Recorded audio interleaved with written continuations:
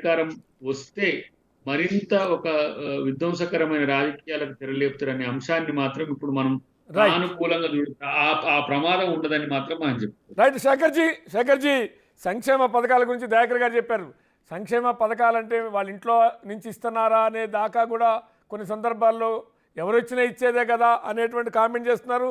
లేకుంటే వాళ్ళ ఇంట్లో నుంచి ఇస్తున్నారా అనేటువంటి కామెంట్ చేస్తున్న సందర్భాలు ఉన్నాయి.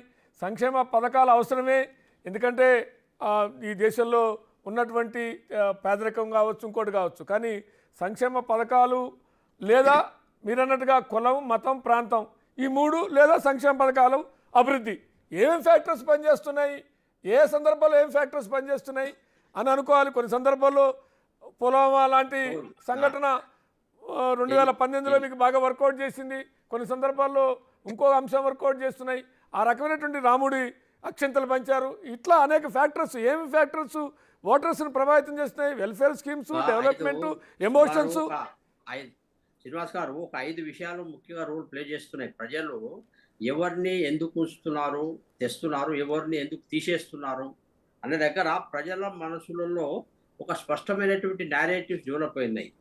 ఉదాహరణకు సంక్షేమం యొక్క ఇంపార్టెన్స్ సంక్షేమం ఉంది. అది కేసీఆర్ చేసినా, లేకుంటే బీజేపీ చేసినా, లేకుంటే జగన్ చేసినా, రేవంత్ రెడ్డి గారు చేసినా, అది కూడా ప్రజలకు అవసరమే.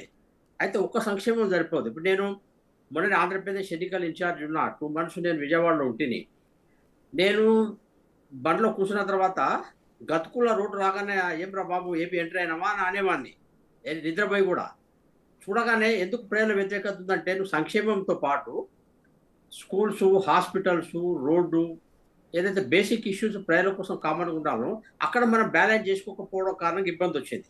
కొన్నిసార్లు ఏదంటే కేసీఆర్, కేటీఆర్ అనుకోండి, బిహేవియర్ ప్రాబ్లం. సంక్షేమం కొన్ని విషయాలు ప్రజలకు నచ్చినా వాళ్ళ అతి బిహేవియరు, అతి మాటలు, నోటికి వచ్చినట్టుగా కారుకూతలు కూసుడు, కేసీఆర్, కేటీఆర్, లేకుంటే హరీష్, వీళ్ళందరూ మాట్లాడే విధానం ఏదైతుందో అది ఎంత ఇప్పుడు కేటీఆర్ ఎడ్యుకేటెడ్ ఎన్ఆర్ఐ ఇట్లా మాట్లాడుతుండేది. నేను చాలామంది నోట్లోకి వెళ్ళి విన్నా, నేను వీడికి బాగా బల్బు పెరిగింది వీడికి అని చెప్పి. ఇప్పుడు కొన్నిసార్లు బిహేవియర్ ప్రాబ్లమ్స్ అట్లా కారణం అవుతుంది. ఇప్పుడు ఈసారి మోడీ గారి క్యాంపెయిన్లో కూడా మోడీ గారు కొద్దిగా అవసరం కొద్దిగా ఎక్కువ మాట్లాడుతున్నారబ్బా అని చెప్పి నాతో కొద్దిమంది అన్నారు.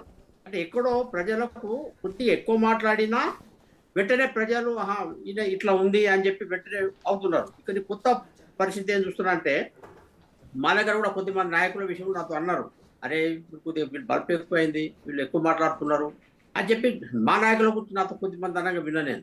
అట్లా ప్రజలు చాలా స్పష్టంగా బిహేవియర్లు కూడా చాలా క్లియర్గా చూస్తున్నారు. ఇంకొక ఇంపార్టెంట్ అంశం అంటే అవినీతి కూడా.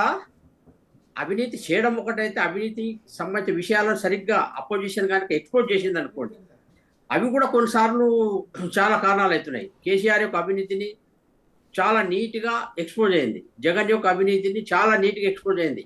జగన్ అయితే ఇసుక కుంభకోణాలు మొదలుకొని అసలు అక్కడ ఎమ్మెల్యేల యొక్క దురాఘాతాలు, భూముల ఆక్రమణ విషయంలో చాలా ఘోరమైన పురాఘాతాలు ఉన్నాయి. నేను అక్కడ ఛార్జ్ షీట్ రిలీజ్ చేసినాం మేము.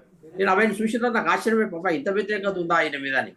ఎమ్మెల్యేల యొక్క బిహేవియర్, కేసీఆర్ ఓడిపోవడంలో చాలా మంది ఎమ్మెల్యేల బిహేవియర్ కారణం, ఆ తర్వాత జగన్ ఓడిపోవడంలో చాలా మంది ఎమ్మెల్యేల బిహేవియర్ కారణం. అయితే ఎక్కడో దిక్కు ఇందాక చెప్పారు శేఖర్జీ, ఇక్కడ మార్చక తప్పు చేశాడు, అక్కడ మార్చి తప్పు చేశాడు అంటున్నారు. ఎమ్మెల్యేలు మార్చక కేసీఆర్ తప్పు చేశాడు, మార్చి మన జగన్ తప్పు చేశాడు. మరి దీన్ని ఎట్లా చూడాలి? మార్చకున్నా బిహేవియర్ నువ్వు నీ పార్టీ సంబంధించిన ఎమ్మెల్యేలు అంటే వాళ్ళు ఏమన్నా దైవ సంపుత్రా, నువ్వు కంట్రోల్ చేయవా? రెగ్యులర్ రివ్యూ చేయాలా, తిట్టాలా? నువ్వు మాట తీరు సరిగ్గా లేదు, నీకు కరప్షన్ ఎక్కువైపోయింది బిడ్డ, నువ్వు భూముల కుంభకోణాలు చేస్తున్నావు, నువ్వు కార్యకర్తలు పట్టించుకుంటలేవని చెప్పి ప్రతి ఎమ్మెల్యేలను స్టడీ చేసి రివ్యూ చేసి ఆ కంట్రోల్ చేయాలా. ఎమ్మెల్యేలు అనగానే వాళ్ళని వదిలేసేయడం, కేసీఆర్ అట్లే వదిలేసిండు, జగన్ అట్లే వదిలేసిండు. మా దగ్గర అయితే ఒక అపాయింట్మెంట్ ఇవ్వడానికి 4 సార్లు మా మంత్రుల దగ్గర మా దగ్గర టైట్ ఉంటుంది. నేను చాలాసార్లు ఢిల్లీ వెళ్తే చూస్తాను. నేను మా దగ్గర ఎంత కంట్రోల్ ఉంటుందంటే మేమే అప్పుడప్పుడు మేమే వెక్స్ అయిపోతాం, మన గురించి స్వతంత్రం లేదురా బాబు అని. కొన్నిసార్లు మా దగ్గర కొద్దిగా ఎక్స్ట్రీమ్ ఉంటుంది, అది కూడా చూస్తాను నేను. కాబట్టి సంక్షేమము, అభివృద్ధి, బిహేవియరు, అవి కూడా చాలా మందిని దేశంలో చాలా మంది సిట్టింగ్లు మార్చారు, మీరు కూడా చేశారు. కానీ మార్చారు, అభ్యర్థుల్ని మార్చారు. మీరు కూడా జాతీయ స్థాయిలో చూస్తే చాలా మంది సిట్టింగ్లు కత్తిరి పెట్టారు. మీరు చూడండి, ఇప్పుడు రేవంత్ రెడ్డి గారు మొన్ననే గెలిచిండ్రు, మాకు 8 కాంగ్రెస్ తో పాటు సమానంగా వచ్చినాయి.